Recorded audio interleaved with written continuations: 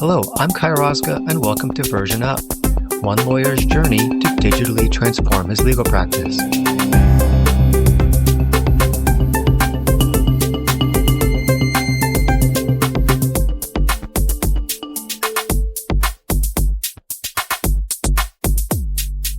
Thank you for joining. I hope you enjoy this episode and learn a few things. But please don't take anything I say too seriously. This is not my day job, and all views expressed here are my own. The topic for today is compliance, in particular, LegalTech solutions that allow you to monitor or audit communications of workers to see if they are engaging in discussions that might create compliance risks or legal risks for your organization. I talked about these tools during the last episode, provided some more detail about how they work, and talked about some of the benefits and upsides as well as some of the downsides of using monitoring technology. And I thought it would be a good idea to have on the podcast someone who is in the market offering one of these tools. So I'm really excited to have as a guest today, Darin Hicks. Darin is the CEO of LitLingo. Darin, welcome to Version Up. Thanks so much for having me. Thank you. And I wanted to start by asking you, how did you get into legal tech? My background is primarily around enterprise software, solving really complex problems for big companies. And this was an opportunity. Actually, I was brought to me through an investor that I've had some history with. And so I'm relatively new, just a couple of years in, but we have a very interesting team made up of lawyers, e-discovery experts, software experts, and actually linguists as a part of LitLingo to make this all come together. Can you tell me more about LitLingo and the product that you and your team have developed? Absolutely. LitLingo, we monitor business communication for risk and compliance. And what's unique about us is the accuracy with which we can identify the risk that our clients are looking for, and the ability to work in real time, which presents a number of interesting use cases. We work in three modes. We work completely in the background with real-time notifications intelligently routed to the right people to look at a harmful message. We work for investigations and audits, so we can look backward very easily for whatever time period is relevant to our clients. And then finally, we work in real time, like Grammarly, as people are typing. And these are well-intentioned individuals who just need coaching in the moment. We can intercept a potentially harmful communication before it's sent. At a high level, what is the challenge or pain point that LitLingo is addressing? And what have people done up until now to address that pain point? And what is different about how they can go about doing it using your product? It's really a great question. So the primary challenge with the proliferation of communication platforms and just with really large enterprises, there are hidden risks all over that create surprises and sometimes very expensive ones for global companies, not just around antitrust, but bribery and corruption and other harmful reputational risks, certainly monetary risks, risks around acquisitions, and so on. And the traditional way companies have addressed this is, of course, with regular training, maybe annual training, which I know you know antitrust better than I do, Kai, but yeah, antitrust law is quite complex. There are gray areas, there are new scenarios being presented all the time, and employees turn over. So there's a lot of change that happens that makes training not all the right answer. And then what happens is, okay, there's a whistleblower complaint or there's an actual, an investigation, and they spend a whole lot of money on e-discovery tools and humans reading a lot of messages. And the main difference with LitLingo in that scenario is that humans read very much fewer messages. And we are more accurate in identifying what they're looking for. So the net privacy gain there is substantial. We don't, with LitLingo, have people reading, tens of thousands of irrelevant messages related to the investigation at hand. Yeah, and so in my career, I've worked a lot with the traditional e-discovery vendors, originally through investigations, litigations, where they have helped manage these massive volumes of records that you have to go through. And over the years, they've often pitched me on the idea that you could do one-time audits of your records as part of a compliance program, meaning outside the context of a specific litigation or investigation, you could grab some emails, do an audit, and do some of that spot checking that you're talking about. Can you tell me what is different from that with your product?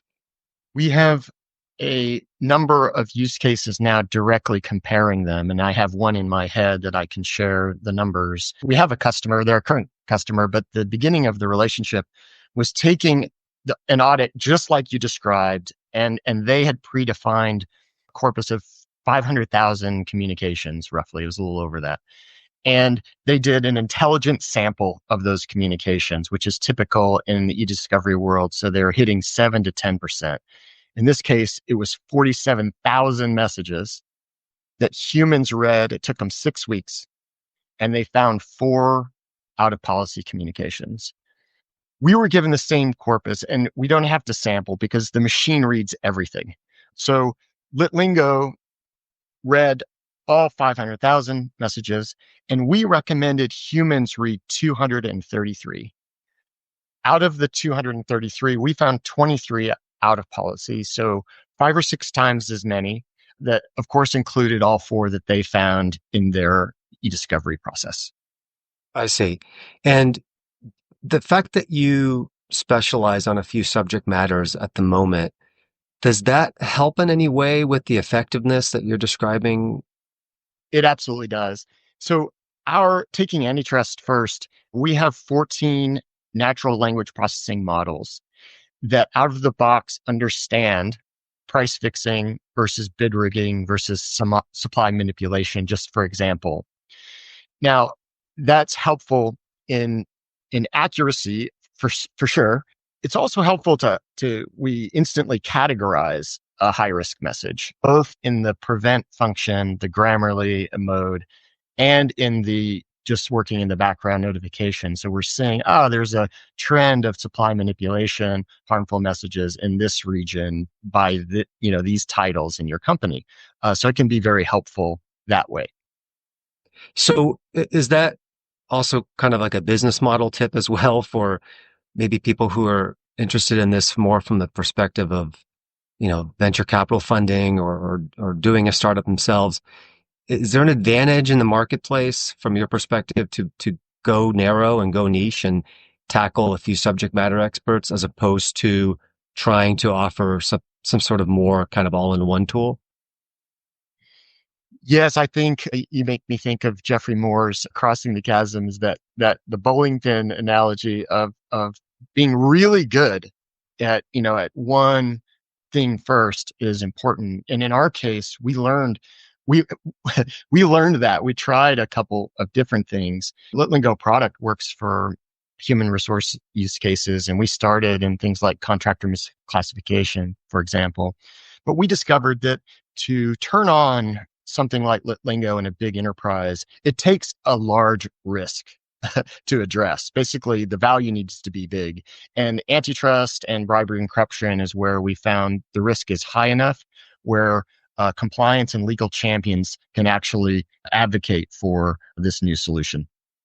Now that clicks with me. I mean, one of the things I talk a lot about is the idea that to get lawyers to change something about how they do their practice, you really have to have a pretty clear payoff on the back end, because it takes a lot of work, time, resources to make those changes to your legal practice. And so you have to have some notion that on the other end of that process, awaiting you is some real payoff. And that could be, of course, cost savings. It could be efficiency, but it can also be just being better at identifying risk or alleviating risk, which is ultimately the main role that we play as practitioners. on that topic, I'm going to ask you maybe the most important question that, a lawyer will probably ask you when it comes to any legal tech tool, which is, how do you know that it works? And how would I know as a user that it's working, meaning that it's capturing the communications that I needed to capture and it's not missing ones that I need to not miss? How do I get to some sort of confidence interval that if I deploy the product, that it's going to be doing what I expect it to do? There's a kind of from a technology foundational standpoint, we're looking at precision and recall of all of our language models all the time. So they're constantly improving on an internal set of use cases, but also with all of our clients. So antitrust has been running in our world for 4 or 5 years of communications with some of the biggest companies in the world.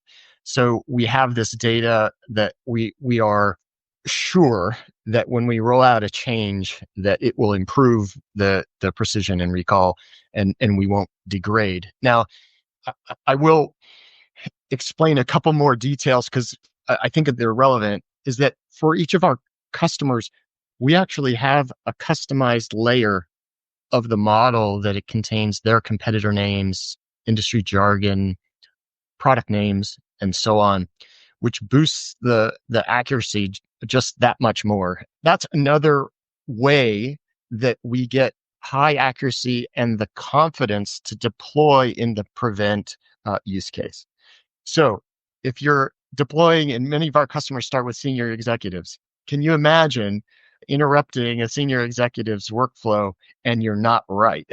That is not good. What we do is we go through real data, real customer data in the background with our clients before we turn that on. And the compliance and legal teams can validate the accuracy themselves before we do that. And what is your typical timeline for, let's call it onboarding a new client and getting through a test phase and being in a position where the client can actually start using this product on their own, kind of training wheels off? 2 to 4 weeks is the short answer. We do give out of the box results right away, meaning we can give some out of the box higher risk scenarios, messages, day one of our relationship with the customer. But it takes the 2 to 4 weeks to do the tailoring that I described. Okay. And if we can get nerdy for 1 second, I want to ask about what role AI plays, because as you know, Darin, every time someone talks about legal tech at the moment, AI is in the same sentence, and it's in the sentence before and the one after. And I've theorized many reasons why I think this is the case, but obviously there are real technical reasons for why AI is so prominent in how legal tech companies are positioning themselves and describing their products. Can you tell me what role AI plays, and specifically, what we generally hear the most about, which is generative AI, plays in your product? Absolutely. Yes, we're very proud of our technology. And so LitLingo has proprietary artificial intelligence and machine learning that we have 2 patents on how we recognize language, we understand language in real time, and make a risk-based decision what to do, right?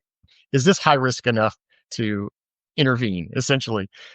So these, in combination with the natural language processing models, these provide the accuracy and do not have all the downsides that everyone has read about for large language models. So we're not generating anything. We're interpreting the language that, our clients' employees are using. And it's a very good application of AI. Honestly, it's something that AI is very good at with virtually no downside because we're reducing false positives, increasing accuracy, and we don't have hallucinations.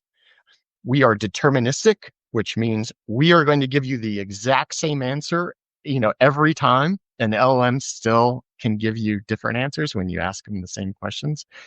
And we're very efficient with how we utilize computing resources and others in order to be very, very fast in that real-time mode that I described. And that is part of the patent as well. So, ballpark, how long have you been tinkering with the model? How long has this been in development? And I imagine it still continues to be under development in a continual basis. It is. The antitrust models started with LitLingo in 2020 and have been running continuously since then. The bribery and corruption models are a little newer. The bribery and corruption models have been in development about 2 years, and we launched them officially last year, where we were confident enough in the accuracy to take them to market. So it's been 2 years in development, and a little less than a year now in market. So in simple words, for me at least, we're not talking about a product that's sort of a wrapper around one of these sort of large generative AI models, large language models. We're talking about a proprietary model or tool that's been developed by you over time, sort of for a specialized purpose. Is that a way to think about it? Exactly right.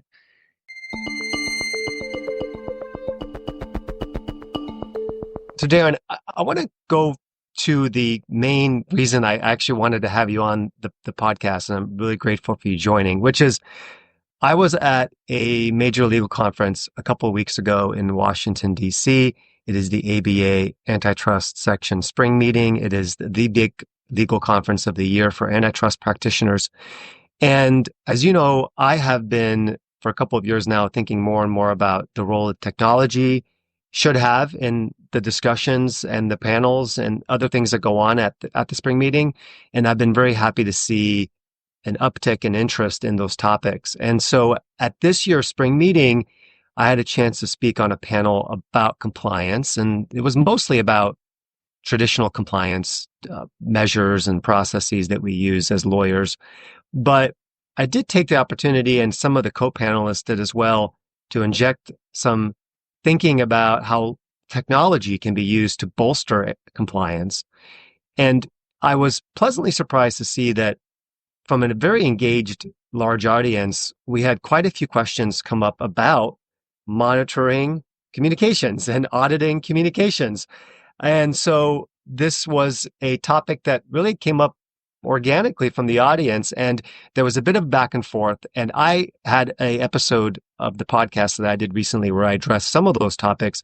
And I thought it'd be great to get your perspective as someone who is promoting a product in this space. And really, there were three main, let's call obstacles or challenges or issues that came up during that discussion that I wanted to go through with you. The first one is really dealing with the sensitivity of the content that's generated by the tool, meaning to the extent that you have dashboards, to the extent that anything is being generated by the tool that wasn't already in your emails or in your company records. These are obviously potentially sensitive materials from the perspective of cybersecurity, et cetera, because they contain internal communications. They may contain internal communications that have violated a law. And so, as you can imagine, from a risk perspective, it's going to be treated as highly sensitive. So let's maybe start with that and think about cybersecurity in particular, the risk of having that kind of content disclosed to bad actors because of a data breach, for example. And also in the context of a regular kind of document retention procedures that any company will have in place surrounding which documents get kept, not kept. How do you advise your clients to address those concerns, or how do you believe the product is developed or designed in a way that addresses those concerns? It's an important topic, so I appreciate you bringing it up and providing the forum for the discussion. Yes, this is definitely sensitive data. I think the start on there's some technology and product parts, and then kind of I'll build from there. From the technology side, yes, we've had to adhere to the highest levels of cybersecurity, and that means encryption of data in transit and at rest, going through various audits, including SOC 2, Data Privacy Framework, and others.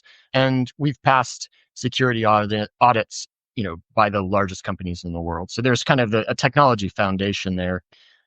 On top of that, then our product from the very beginning, has been designed with privacy in mind. There's a phrase, privacy by design. And what that does is it gives our clients control over a lot of the system, including document retention and who gets to see what and all that detail. And so the retention setting is always lower than their corporate policy.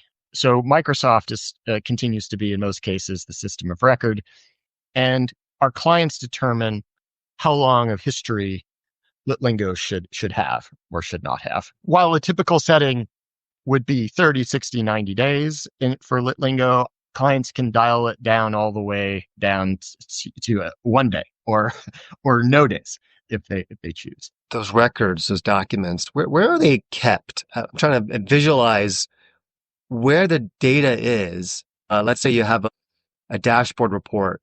Where would that be housed? Today, we're all in the cloud, and that historical dashboard is only metadata that, subject to the retention policy, you can't link back to an actual message. So that's part of the answer. I would say for the general concern of, are we creating a new separate data store of high-risk messages that a government could use against you, we do handle that concern. And there's levels of that answer as well, starting with, the government has said in multiple ways that they're going to take into account favorably those companies who have a great compliance program. There's also, and I'm not a lawyer, but there's some cases with e-discovery tools that were kind of analogous to, as well as the functional equivalent doctrine that we have, our lawyers have discussions with our clients' lawyers to get them comfortable and confident. Yeah, and I don't think it's fair to push all these questions off on the people who are developing these products, meaning questions of legal privilege, questions like strategic questions about what kind of risk you might be opening yourself up to. These are decisions ultimately the businesses are going to make, and lawyers advising the businesses will make. And to me, the ultimate driver is, are you trying to cast a light on the dark and try to bubble up these communications that might be creating risk, that might be themselves violations of the law, or are you not? Do you want to bring them into the light? And if you do, then you would certainly look at every possibility or every tool that's available for doing that. But at the same time, of course, weighing it against some complex questions surrounding legal privilege, work product privilege, etc.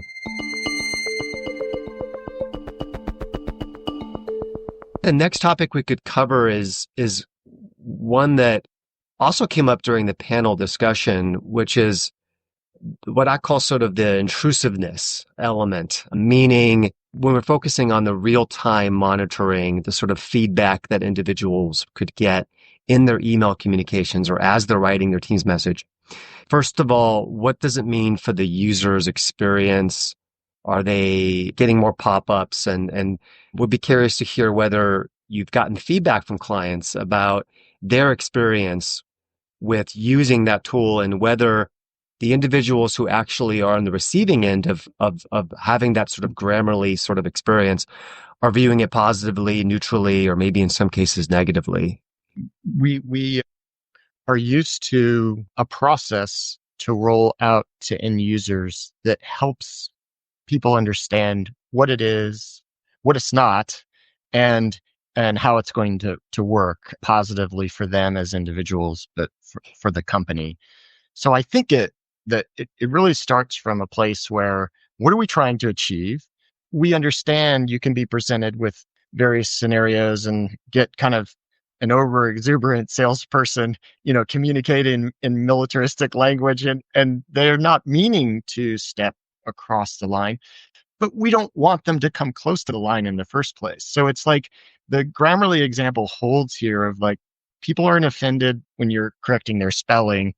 And really we found that they don't have concern when we're saying, ooh, this message is a little too close to the line. You should reconsider before sending. There's a back end to this as well. I mentioned we communicate what it's not doing. The machine doing this really results in less human intervention than would otherwise be the case. Certainly if there was, some sort of broad audit or investigation. So some of our customers choose to include that in the communication to make them more comfortable. But the real where the rubber meets the road is what you're asking, and I appreciate is that, okay, once we turn it on, what's the reaction? And we have a recent case where we rolled out to the CEO, all the CEO's direct reports, and the reaction was overwhelmingly positive that, hey, this is keeping us on the straight and narrow.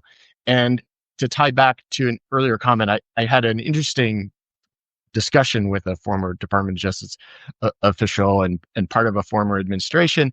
And his kind of litmus test for us was, hey, is there going to be more violations or less violations with you guys? It was that clear. And once he understood it enough, he's like, yeah, clearly there's going to be less violations with LitLingo than without. We asked earlier the question, what are people doing now to address this risk or this pain point around ensuring compliance with antitrust or anti-bribery laws? And it's a very good point that the way people are doing it now is intrusive in its own way, right? An audit still requires you to interface with the business person and maybe requires involving them in pulling relevant emails.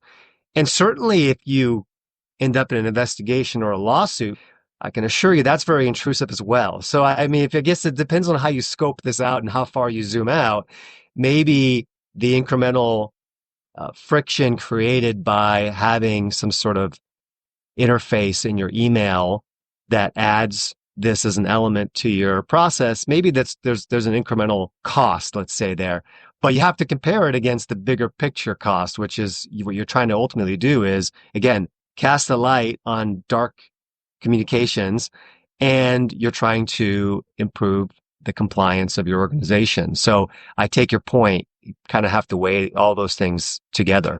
Isn't it interesting that, the emails that make the Wall Street Journal cover page, are often from the most senior executives in very large companies, and they're very intelligent people, right? There's no doubt, very successful, intelligent people. Yet, hey, they're trying to grow a business. They're trying to win. And so that it's one thing on the executive side, but think of the poor entry level salesperson, right? And they're certainly not antitrust experts. And so we view this as moving that training from a once a year kind of click through, yeah, I got it, to the point where it really matters. Yeah, and I could also see how other developments within our productivity tools that we all use have paved the path for you in some way, because your answer did make me think about the fact that at some point spell check did not exist. I have been using computers long enough to know that. And at some point it did. And then eventually it became something that visually showed up on your screen as you're typing. Same thing with Grammarly. And I guess maybe the bottom line with both of those experiences is, as long as the people developing those tools are thinking about the user experience and they are integrating those functions in as at least disruptive way as possible, they can add value without being a disruption. But of course, we have seen things go the other way, right? We've all experienced using productivity tools that have too much going on in the interface to the point where it becomes unwieldy and where you really are finding it to be an obstacle to getting the things done that you're trying to get done. That's the right balance. You described it well. And so if any of your listeners are interested in seeing it live and see how fast it is and how really not obtrusive it is, the other thing to say is that coaching, the content of the pop-up really is written by in-house counsel. So our customers have control over what level of guidance are you providing in what situation.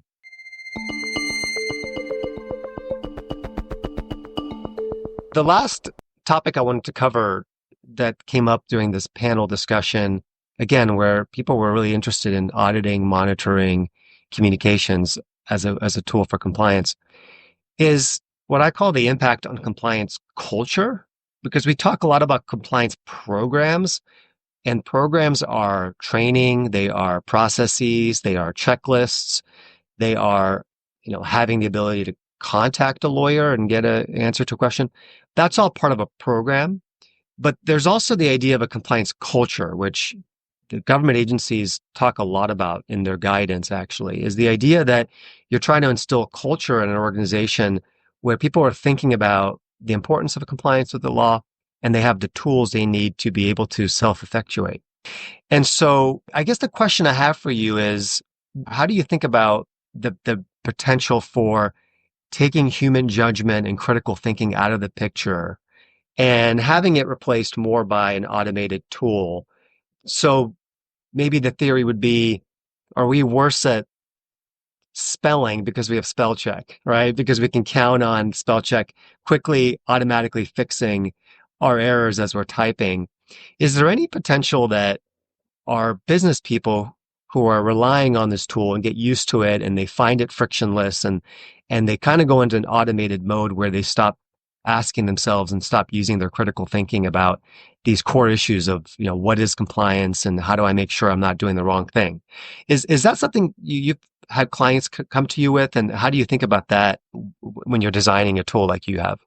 I would say from the culture standpoint that what we've seen in most Global 1000 companies is a compliance department with a very big responsibility and a very tight budget or few people to try to accomplish what they're asked to accomplish.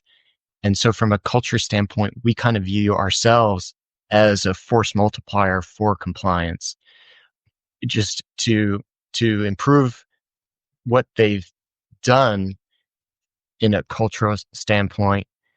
And as I mentioned earlier, moving that training, right to the point of impact, if you will, where the rubber meets the road, where I know I'm an executive and I know right from wrong. But in this particular scenario, when in the heat of the moment, yeah, we are improving adherence to our culture with LitLingo is how we want it to be, how we think about it. And I think there's always going to be the human element. So, for example, in this guidance in the prevention mode, all of our customers today allow their employees to send that message anyway. They can override the guidance. But in addition, compliance is notified and a human is going to decide at that point what to do. And so we have lots of examples now of very novel, situations and a compliance team faced with a new situation and having to decide what to do. And I think that's healthy. Yeah, that's a point taken. And I think in my last episode where I landed thinking about this was these sorts of tools can be a really good component of a compliance program, but certainly not a replacement for one. And I take your point that the other aspects of a compliance program, with some of which I listed, it's not even everything. There's also policies and guidance materials, et cetera. It can be quite overwhelming for employees. I think we can forget that as practitioners, that it can be a lot to take in. And so if there's something that can give them a bit of an edge or a bit of comfort, that there's some sort of fallback, there's something working in the background that allows them to not have to count on having memorized what can be a very extensive guidance and codes of conduct. That's probably not a bad thing. And the other thing I hear in your answer, Darin, you can correct me if I'm wrong, but is the suggestion that there's really ways to kind of calibrate the tool that you're describing in a way to address what is an organization's risk tolerance, what is their risk profile, how sensitive the tool almost is in interfering or being present in front of a user's experience. And that, again, if that's part of how you're thinking about it as well, that seems to me like another way where you've got a compliance program, you've got people that are driving that compliance program, and they're thinking about how do you tweak this tool? How do you tailor it for the needs of the organization, as opposed to just taking it out of the box, running it as is, and then having complaints come in because maybe it's not quite specified.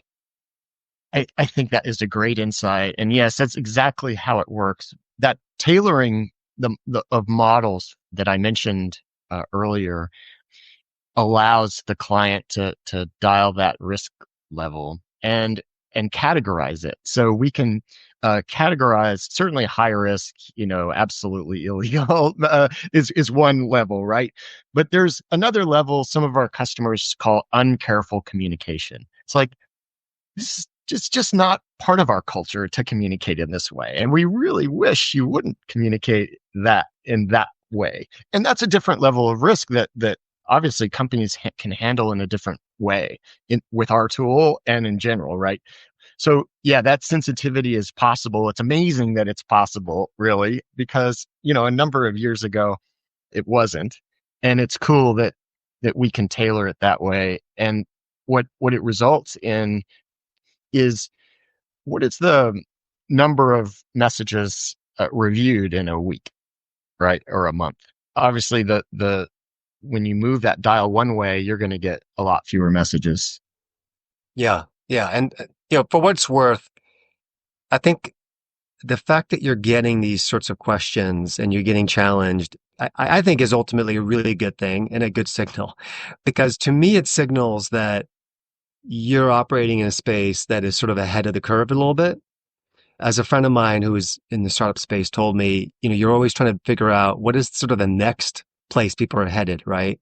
You're trying to go to where the hockey puck's going to be, not where it is. And so if you're not getting tough questions about your product and how it fits into the way that things are done currently, then maybe you're not being disruptive enough. Because ultimately, as I always say, lawyers are so stuck in their ways about how they do things. And there's a lot of good reasons for that. People have been lawyering for a long time. If you talk to most senior lawyers, they have very specific reasons why they do things the way they do them. And it's not just because it's the way they've always done them. There's really a reason that they've arrived at that way.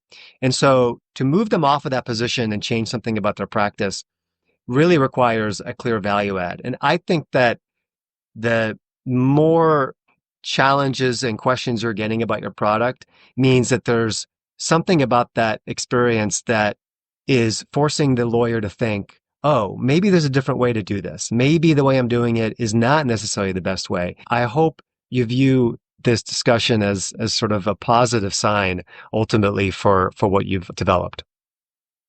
I definitely feel that way, and I appreciate your thoughts about it.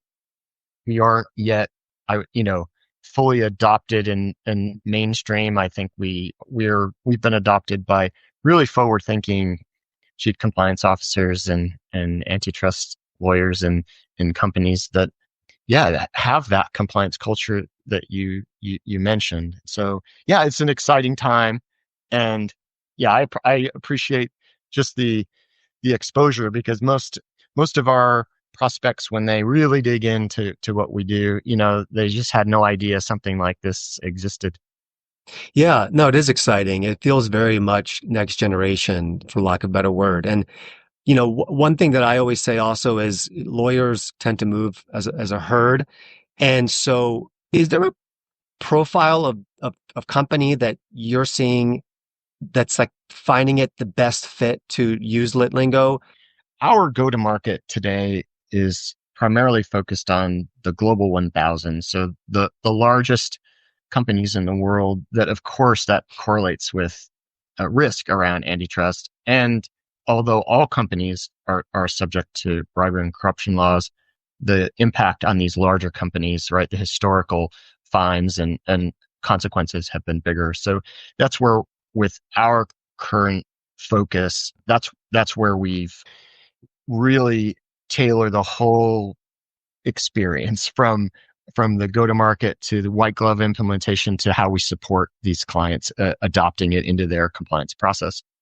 Now, what happened just recently is we signed up a new client that's is not in the Global 1000. They're smaller than that, and but they happen to be in a highly concentrated market with past government interest with them. So thinking about it that way, it makes perfect sense. But they essentially found us, and we're just beginning with them. But it's an exciting expansion of our target market.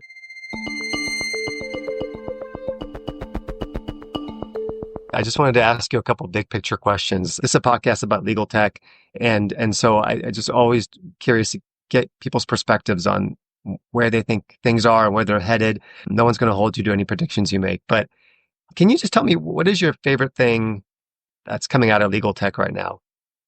We just love the surprise and kind of client satisfaction with what we're able to do, and with kind of new use cases, new data, new industries, and applying the core model and seeing really jaw-dropping results. So making clients surprised and happy is the best part of it by far. And if you put your prediction hat on for a second, where do you see the legal tech space going in the next 5 years? It's an interesting question. And this, I don't want this to come across as kind of too self-serving, but I have a perspective just on being reactive versus proactive. And I think if you look at a lot of legal technology, it is reactive. It is how to respond, if, you have an incoming investigation, or you can roll that through a number of legal tech areas. But I think we're going to get more and more sophisticated on how to be proactive in the right time and the right place with the right sort of interventions. And as you were describing, as we think through the downsides and things, I think that's the exciting part, is that I think we can get smarter and smarter about how to be proactive. Well, I mean, that aligns with, myself as a lawyer who's thinking about compliance all the time. You're trying to stop bad acts from happening, right? You're not trying to just capture them after they've happened. You're not trying to just be able to respond to situations that come up, because of course they will. So you need to be able to respond. But ultimately, the whole point of a compliance program is to prevent the bad things from happening in the first place. So that seems like a good focus, at least in terms of what I see as some of the main challenges of crafting a compliance program that's effective. So last question, Darin, what is one thing you know now that you wish you knew when you started, or when you began your journey with LitLingo? I think I'm I think we've learned that there's a very conservative worldview in compliance. And I think to overcome some of that, to become an early adopter of new technologies, it requires, as you articulated at the top of the podcast, a clear high value, that a compelling event of being able to incorporate something new. I think we underestimated that lift in the beginning, but I think that the world has evolved a bit, in our direction, both with the regulators' advice to companies and compliance programs, the general having AI be a little bit more mainstream. Of course, what it for us is just expanding the customer base, and the word of mouth is a big part of how we're growing. Yeah, one word that I'm seeing come up more often in LinkedIn profiles and other places is evangelism or evangelist. It's a term that I increasingly see people in the technology space taking on to mean that the realization that their job seems to be beyond just developing a product that works. It's really educating their target audience about maybe a different way of thinking about solving problems, and that there's, more to it than just the product design. So I wish you best of luck in that process of educating the public and having us all think about ways that we can be more proactive in thinking about our compliance responsibilities. So thank you for the time, Darin. Thank you for answering the questions and telling us more about your product. Pleasure discussing it with you, Kai. Thank you. Thank you for listening to this episode of Version Up. If you have any questions or comments, you can reach me at kairozga@gmail.com, or you can follow me on Blue Sky at KaiGuy. And this podcast has been bootstrapped by me, Kai Rozga, with music by Brett Ryback.